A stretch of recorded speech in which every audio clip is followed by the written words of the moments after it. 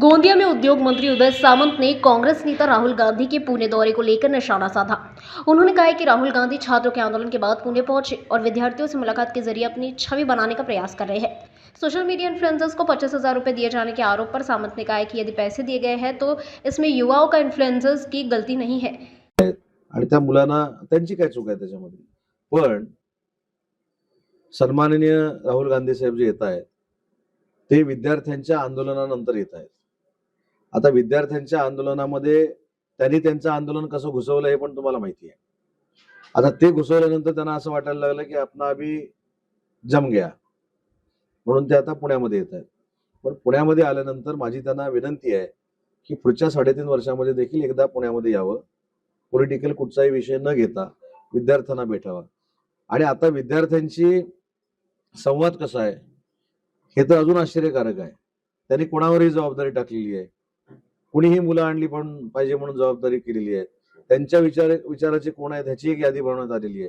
त्याच्यामुळे हा मला असं वाटतं की प्री प्लॅन आता जे विद्यार्थ्यांमध्ये एक ज्याला आपण जेनजी म्हणतो त्यांच्यामध्ये आपल्याबद्दलची एक इमेज आपुलकी तयार व्हावी यासाठी केलेला प्रयत्न आहे। पण असे अनेक प्रयत्न त्यांनी करून बघितले, समुद्रात उडी मारून बघितली, पाण्यात उडी मारून बघितली, झाडावर चढून बघितलं, काही झालं 90 ठिकाणी पराभव स्वीकारावा लागलाय। तीच परिस्थिती भविष्यात महाराष्ट्रातली असणार आहे। दिले अशी पण माहिती आहे। पण याच्यामध्ये हे पण सांगतो, याच्यामध्ये त्या इन्फ्लुएन्सरचा काहीही दोष नाही। शेवटी त्यांच्याकडनं त्याच्यामध्ये जर व्यवसायाची निर्मिती होत असेल तर त्यांनी घेतले, त्यांचा काय दोष आहे? त्यांचा तो व्यवसाय आहे। जिला परिषद स्कूलों की बदहाली पर शिक्षा मंत्री दादा भुसे के इस्तीफे की मांग पर सामंत ने कहा है कि इस्तीफा मांगना समाधान नहीं है। सरकार विद्यार्थियों के हित में अच्छी सूचनाओं पर अमल करेगी। उन्होंने बताया है कि उनके जिले की करीब 75% स्कूलों में सीसीटीवी व्यवस्था है। नाही, राजीनामा हे काय अंतिम सत्य असू शकत नाही।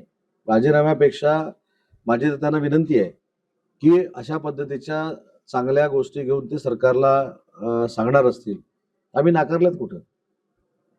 पण एखादं काम झालं नाही की राजीनामा घ्या, हे काय असू शकत नाही।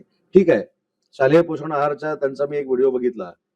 बघा, काही लोकांचं ऐकायला काय हरकत आहे आणि जर चांगलं असेल तर त्याची अंमलबजावणी करायला काय हरकत आहे। पण त्यांनी हे अभियान सुरू करायच्या अगोदर मी ज्या ठिकाणी पालकमंत्री आहे आणि ज्या ठिकाणी पूर्वी पालकमंत्री होतो तिथल्या कलेक्टरना फोन करून सांगितलं की या सगळ्या सिस्टम मध्ये बदल झाला पाहिजे। तर माझ्या जिल्ह्याचा जर तुम्ही विचार केला शालेय शिक्षणाचा, तर माझ्याकडे जेवढ्या शाळा आहेत त्याच्यातल्या 75% शाळांमध्ये मी सीसीटीव्ही पण बसवलेले आहेत। शालेय पोषण आहाराच्या ह्या सगळ्या ज्या गोष्टी आहेत तिथे अतिशय चांगल्या पद्धतीने असाव्या ही माझी भूमिका आहे।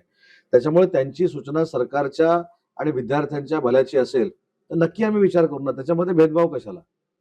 वहीं शिवसेना कार्यकर्ताओं के बीच हुई मारपीट पर उन्होंने कहा है कि पूरी जानकारी उप मुख्यमंत्री एकनाथ शिंदे को दी गई है। घटना में कौन दोषी है इसकी जांच पुलिस करेगी। दोन्ही गटामध्ये हाणामारी का झाली याची माहिती घेतलेली आहे। एका पक्षामध्ये हे चित्र असू नये याबाबत मुख्य नेते एकनाथ शिंदे साहेबांची देखील मी चर्चा केलेली आहे। कशावरनं मारामारी झाली, काय झाली, कायदा कोणी हातात घेऊन उपयोगाचा नाही। कोण कोणाला सुरुवातीला मारायला लावतं म्हणून कोणी कोणाला मारलं याचा सगळा तपास पोलीस डिपार्टमेंट करतील। त्याच्यामध्ये कुठचाही हस्तक्षेप शिवसेना म्हणून आमचा कोणाचा नसेल। त्याच्यामध्ये पोलीस डिपार्टमेंटला निर्णय घ्यावा अशा पद्धतीची भूमिका मी घेतलेली आहे।